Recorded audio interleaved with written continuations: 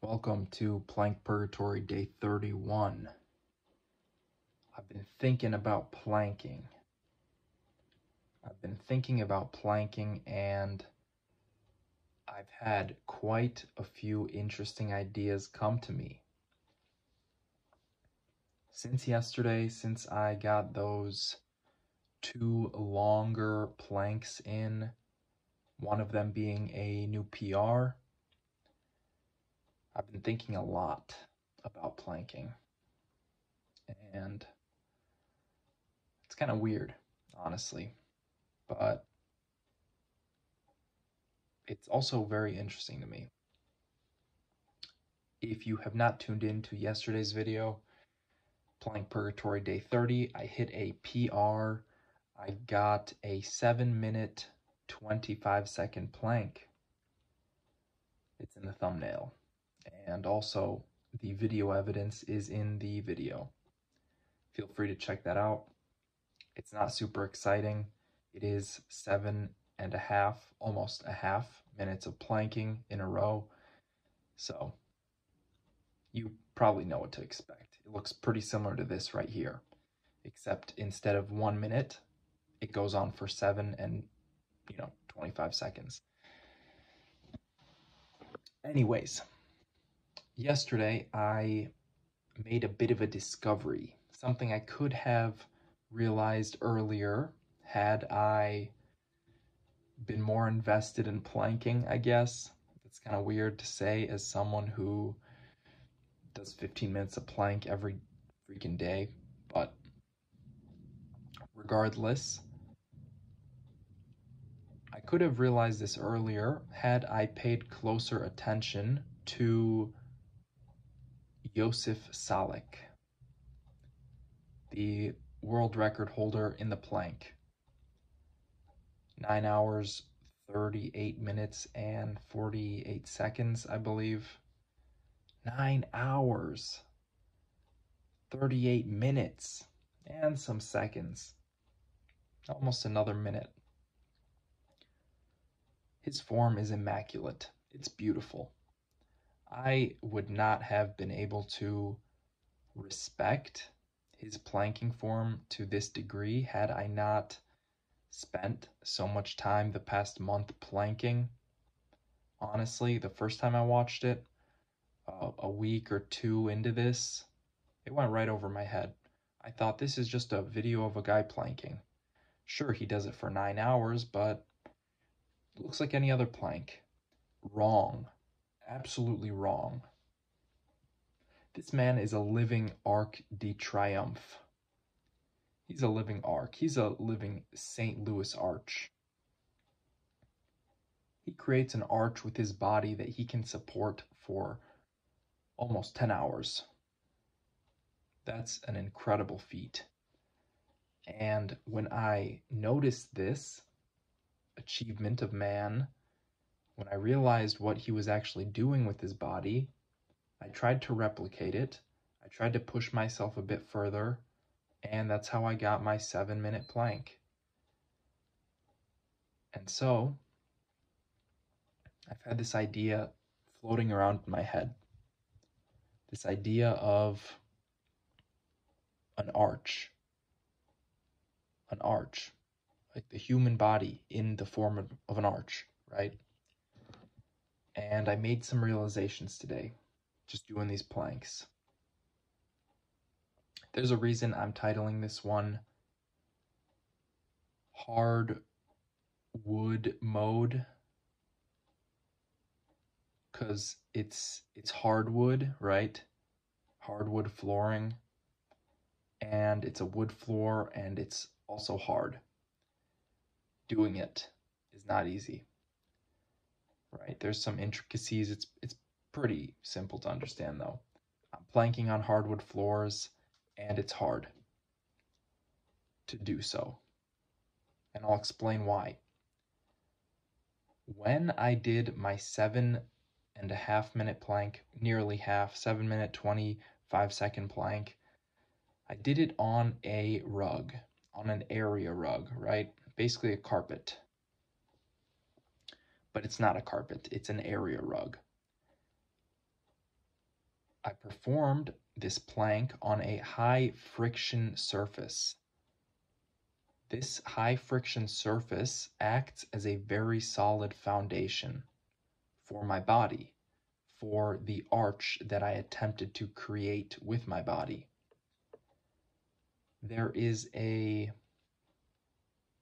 thing in the Bible, I don't remember who says this. There's something in the Bible that goes along the lines of, wise is the man who builds his house on the stone, for when the storm comes and it rains down on his house, it beats down on the house, and the waves crash into the rock. Once the storm passes, the house will still be there, the stone will still be there, the rock will still be there, right? Foolish is the man who builds his house on the sand, for when the storm comes and the waves crash into the sand and the rain beats down and the storm ends and the sand has been washed away and so is his house, right? You have to have a solid foundation in all things if you want them to last. In all things, you must create a solid foundation, a solid, stable base, right? And I thought about this today. The carpet, the rug, offers a lot of friction. This means the arch I'm creating, I'm able to push into the floor with my feet and with my arms, right? I'm able to push into the floor. My elbows are pushing forward, right? I'm not just pushing straight down. I'm not just standing on them. I'm actually trying to push forward a little bit. And I'm also pushing back with my feet. I noticed at the very end of my plank, my feet were sore. My feet were sore, and honestly, they still are. My feet are still sore. It could be from running. It probably is more from running. But man, the plank, when you are tense like that, you got your whole body working. Everything, all the muscles, evenly spread out, even force distribution. And maybe this is how Josef Salek was able to hold the plank for 9 hours. He distributed everything across his whole body. Like an arch. Like a real arch. He's distributing the force. And so I've been thinking about this, right? When I did my 5-minute plank a few months ago, I also did that on a rug, the same rug. When I tried to do a 10-minute plank the very first day of Plank Purgatory, I tried to do a 10-minute plank.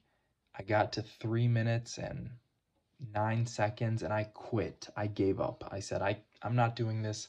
I couldn't answer the question, why am I here? Why am I doing this? And so I quit. I gave up. That's how Plank Purgatory started. When I did that, I was wearing slippers, first of all, like indoor house slippers, and I was on like a vinyl flooring. It wasn't at my house. I was on like a vinyl flooring or something.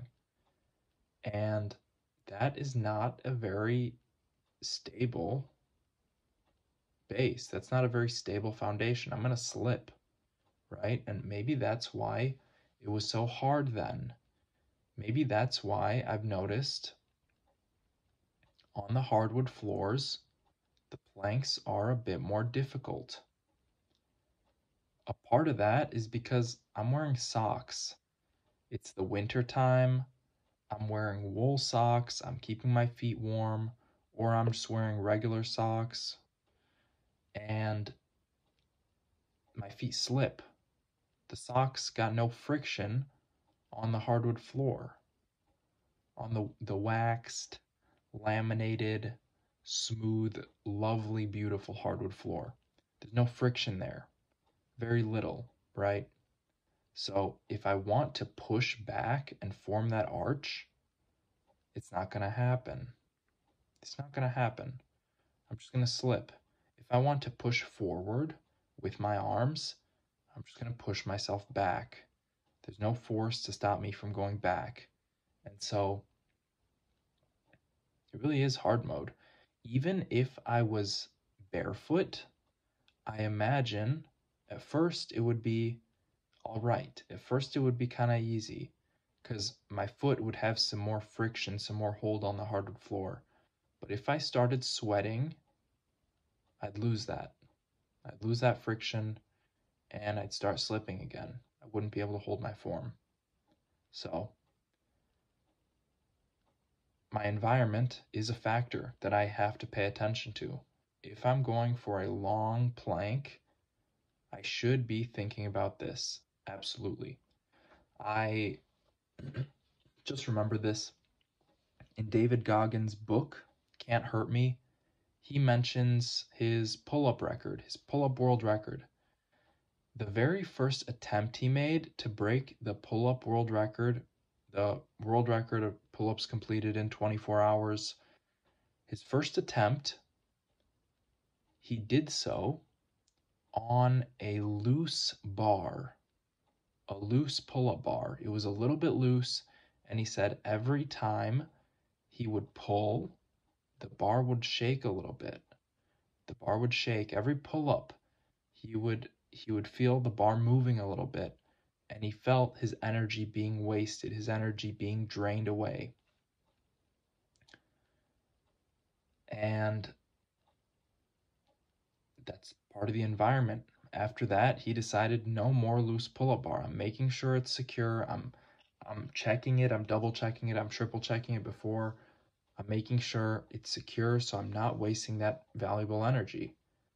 And I noticed this while running yesterday too. There's a lot of snow on the ground, right? There's a ton of snow. And when you try to run in the snow, like some people haven't shoveled their driveways or their sidewalks, when you try to run through that snow, first you land in it, and normally the instinct is when I make contact, I push through the floor, right? I push through it. When you land on that snow, first you make contact, you push through it. Your foot sinks in, you push through it again. Your foot might sink in again. You got to keep pushing through that until eventually it gets solid, it gets condensed, and you could push off it. It felt like I was running through sand or, well, snow. It felt like I was running through snow because that's what I was doing. And it's a lot tougher because your energy just gets sapped. You actively, or at least I'm actively pushing through the snow, trying to get my footing, trying to hit that foundation, that base that I could push off of. It's just not there. I sink in, I keep pushing, eventually I hit it and I push off, but by the time I hit it, I've wasted twice as much, 3 times as much energy just on one step. And you got to do that every single step through the snow. You're not going to run as fast. Simple as that. You're going to slow down, your pace is going to be slower, and you're going to get more tired. And that's part of the environment. Just like this thing with planking, what surface you're planking on plays a huge role, it seems.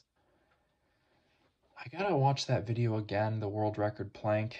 I believe Joseph Salek was planking on like a yoga mat, and I think they also put something behind his feet so that he had like or under his feet, so he had extra friction basically. He wasn't slipping, and that makes sense. Of course they did, because he's probably been through it. He said he did like a 3-hour plank in practice, so he knows what's up. He already knows this thing. I'm learning it now, but it's interesting to me. It's very interesting. There are tons of factors in play here. It's not just form, it's also environment. They Both play a big role, and you got to get both down right if you want to do well. This has been Plank Purgatory, day 31. I'm going to leave it at that. Thank you for watching.